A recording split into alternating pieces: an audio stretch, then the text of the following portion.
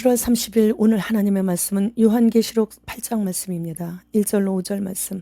일곱째 인을 떼실 때 하늘이 반시간쯤 고요하더니 내가 보매 하나님 앞에 일곱 천사가 서 있어 일곱 나팔을 받았더라.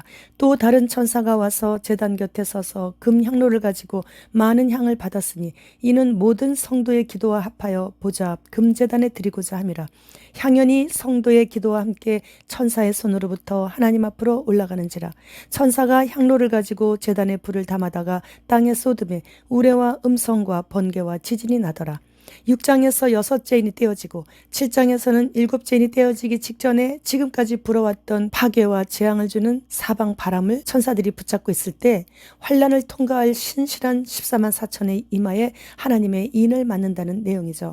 오늘 본장인 8장에서는 7째 인은 이 땅에서 실제적으로 부어지는 재앙이 아니라 7나팔의 재앙이 오는 준비 과정인 것입니다. 그리고 1시간이 아닌 반시간 동안은 잠시 동안이란 뜻인데 장로가 설명해주는 그런 음성도 들을 수 없고 내 생물이나 천사들의 찬송소리도 들을 수 없었어요.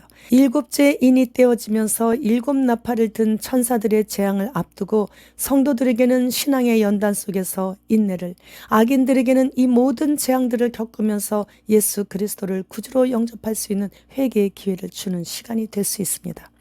구약시대를 지나 신약시대에 들어와서 일곱 교회의 교회시대인 은혜시대를 일곱째 인이 떼어짐으로 인해 교회시대에 막을 내리고 황폐케 하는 재앙들이 내려오고 있는 신약시대 끝부분을 지금 우리가 살아가고 있는 것입니다. 7년 대환란이 끝나면서 예수님께서 감람산에 재림하실 때까지를 신약시대라고 하죠. 그러면 현재 우리는 교회시대, 즉 은혜시대는 지났고 이제 7째 인이 떼어지고 있는 신약시대를 살아가고 있는 신약시대의 성도들인 것이에요. 그렇기 때문에 현재는 5째 인이 떼어지고 있어서 순교자들의 수를 채우기 위해 모든 준비가 완료되고 있는 이 시점이 바로 전 3년 반 재앙이 내려지고 있는 소환란인 것이죠. 2020년도부터 흰신으로 인해서 세상이 기독교인들을 가장 미워하여 교회 문을 닫게 했죠.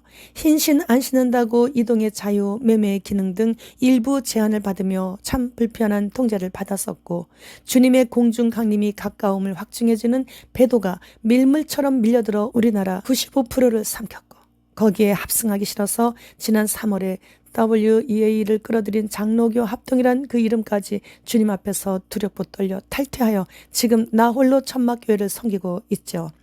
2020년도에 흰신의 아버지인 트통이 중재하여 중동의 몇 나라들과 아브라함 협정을 이스라엘이 맺게 했고 요즘 계속 UFO를 수십 년 전부터 은폐해오고 있었다는 다짜고 치는 내부 고발자들까지 동원되어 휴거를 지금 간접적으로 홍보하고 있습니다. 휴거를 연상시키는 수많은 기업들의 광고들이 난무하고 있고요.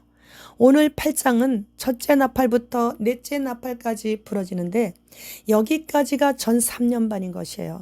그러니까 9장에서 5째 나팔부터가 후 3년 반에 진입하게 되는 것이죠.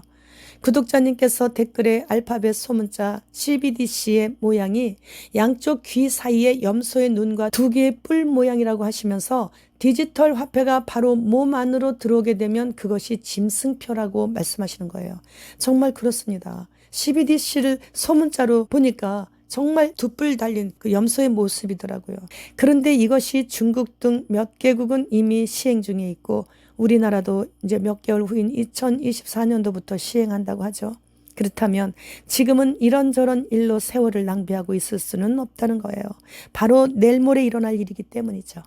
명문대 들어가기 위해 코피 터져가면서도 공부하고 있죠. 전문의가 되고 싶어서 그리고 대기업에 들어가고 싶어서 밤잠과 새벽잠까지 반납하고 죽어라 앞만 보며 뛰는데 영원한 나라에 들어가는 구원을 얻기 위해서 무엇은 못하겠습니까? 행위 올바른 자가 구원을 얻게 된다고 성경에서 말씀하셨습니다. 이보다 더 급하고 중요한 일은 없는 것입니다. 행위 완전해야 되는 것입니다. 따라서 우리는 지금 행위를 바르게 하는 일에 최선을 다해야 되는 거예요. 마태복음 24장 8절 말씀. 이 모든 것은 재난의 시작이니라. 인이 떼어지면서부터 재난의 시작인 것이에요. 첫째 인부터 넷째 인까지는 재난의 시작 부분이고 마태복음 24장 21절 말씀. 이는 그때에 큰 환란이 있겠습니다. 창세로부터 지금까지 이런 환란이 없었고 후에도 없으리라.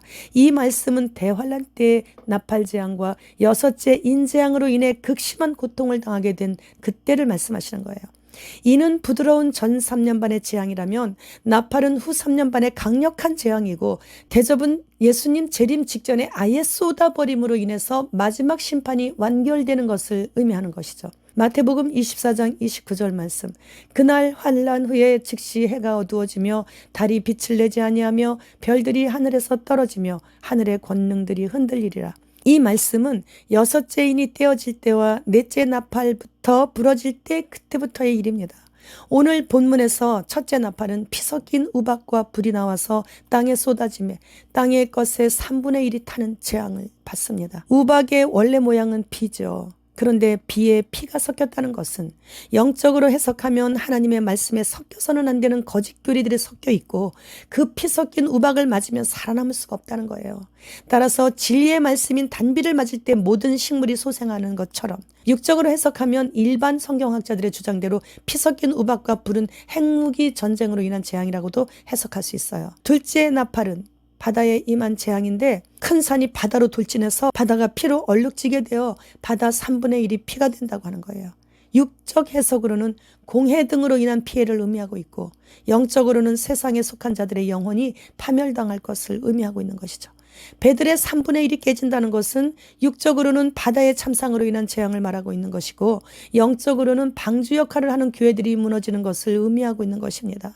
지금 영적으로 방주 역할을 하는 교회들이 거의 대부분이 다 무너졌어요. 눈으로 보고 있어요, 우리가. 셋째 나팔은 횃불에 타는 큰 별이 하늘에서 떨어져 사람들이 먹는 강물, 즉 식수가 오염이 되어 먹지 못하게 되는데, 물이 나쁘면 각종 질병에 걸리고 죽음을 당하게 되죠.